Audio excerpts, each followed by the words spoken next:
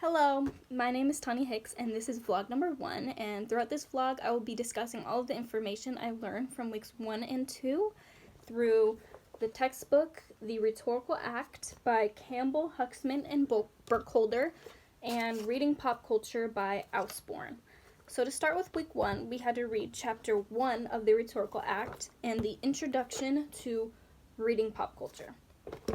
So chapter 1 of the Rhetorical Act is titled A Rhetorical Perspective, and it starts out by defining what rhetoric is. So it is defined as the planned use of symbols to achieve a goal. In other words, it is a well thought out message for a larger purpose. The goal of the message is to influence a specific group of people, which we will call the audience, to usually change their thoughts and behaviors. Essentially, rhetoric aims to persuade. It also defines rhetorical perspective, which are the orientations and attitudes that shape the way we think. The interest of rhetorical perspective is what influences people and how. So it focuses on how people think, how they arrive at social truths, such as social and political decisions. And the book gives an example of this. So you could examine processes of taxpayers, parents, congressional committees, school boards, and citizens, and how they respond to issues that cannot be resolved solely through objective means. The next part is that rhetoric is addressed to multiple audiences. Therefore, it is reason-giving, and because it is social, it is also tied to social values, and the rhetoric's statements will usually always reflect the social norms of the particular groups, times, and places. It also defines 7 characteristics of rhetoric, which are public, which means that it deals with communal issues and requires more than one person's input. It is propositional, meaning it's developed through complete thoughts. It is purposive, meaning it aims to achieve a certain goal. There's a purpose. It is problem solving because it usually aims to solve a problem. It is pragmatic because it is practical and it can be put into effect or enacted. It is poetic because it displays ritualistic and emotive qualities. And lastly, it is powerful because it holds significant ethical dimensions. So once again, it is public, propositional, purposive, problem-solving, pragmatic, poetic, and powerful. The next part describes what a rhetorical act is, and it is defined as the intentional attempt to overcome challenges in a given situation with a specific audience on a given issue to achieve a particular end. And it doesn't discuss it much, but it does tie into what a rhetorical purpose is, which is the conscious attempt to influence processes that are occurring in us all the time as we come into contact with the world and the people in it. So it describes 7 different methods of rhetorical purposes. So for example, it could be to create virtual experience, to alter perceptions, to explain, to formulate a belief, to initiate action, and to maintain action. And that is pretty much all of what was summarized in chapter 1 of the Rhetorical Act. So I will move on to the introduction of reading pop culture.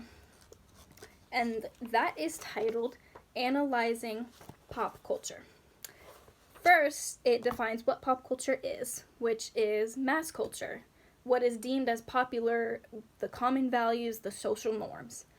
Examples could include celebrities like Beyonce, movies like The Hunger Games, or chains such as McDonald's and Hollister. All of this are examples of pop culture because it is what is popular in our culture. And it is said, it states in here that popular culture has become much smarter, more dense, more sophisticated, and more cognitively demanding over the last 50 years. Therefore, it is important to study it just as one would study any other serious subject, such as math, science, history, etc. When studying pop culture, you must read closely, recognize patterns, question assumptions, apprehend analogies, cite examples, make logical inferences, and establish connections.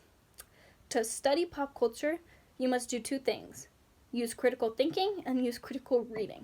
The book defines critical thinking as analyzing information, evaluating claims, reason through logic and persuasive evidence, synthesize between aspects of pop culture, such as movies, products, and trends, and lastly, question claims, arguments, assumptions, and bias. And critical reading is defined as essentially just reading a text and putting critical thinking into the reading aspect. So you're going to look for components such as the subject, the theme, the audience, the context, the purpose, evidence, style, structure, etc. And you're just going to put all of that together, and you're going to create your own claim and your own arguments based off of that. And that is pretty much all that was in the introduction of reading pop culture. So I'm going to move on to week number 2, which was where we had to read chapter 2 of the Rhetorical Act and chapter 1 of reading pop culture. 1 second. So chapter 2 of the Rhetorical Act, which is titled Reading Rhetorical Acts, started off by stating that the role of a critic is to understand the elements of rhetorical acts that are often unnoticed by ordinary consumers. So essentially, being a critic means to give specialized feedback, and specialized feedback comes in 3 different stages: description, interpretation, evaluation. By identifying the elements of rhetorical acts that are either effective or ineffective, criticism provides guidelines for later speaking and writing. Thus, it is important to be a critic. The first stage of the critical process, which is description, as I had just mentioned, it includes descriptive analysis. And descriptive analysis has 7 categories. It has the purpose, the audience, the persona, the tone, the evidence, the structure, and strategies. So once you are able to identify all of that as you are reading a text, you are able to read rhetorical acts, and you're able to do critical reading and descriptive analysis. Overall, descriptive analysis offers a vocabulary for discussing rhetorical acts as a method to identify what is distinctive about a particular persuasive effort. And that was pretty much all from chapter 2. So to move on to chapter 1 of reading pop culture, it's titled Consumption and Advertisement: How We Can Become More Critical Consumers.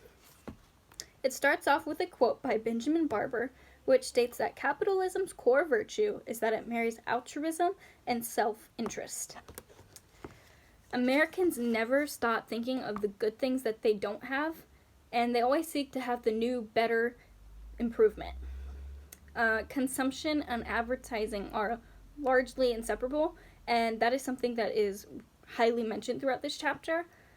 All of the essays in this chapter highlight the consumption and consumer habits, consumer product relationships, retail stores, and new technologies, as well as looking at wider scopes of capitalism versus consumerism. To summarize these 6 essays that I read, I'm going to give a brief one-sentence summary of each. So, in Barber's Overselling Capitalism with Consumerism, Barber argues that consumerism perverts capitalism, and producers must dumb down consumers and invent new needs that only suffice the wants of the rich and ignore the needs of the poor.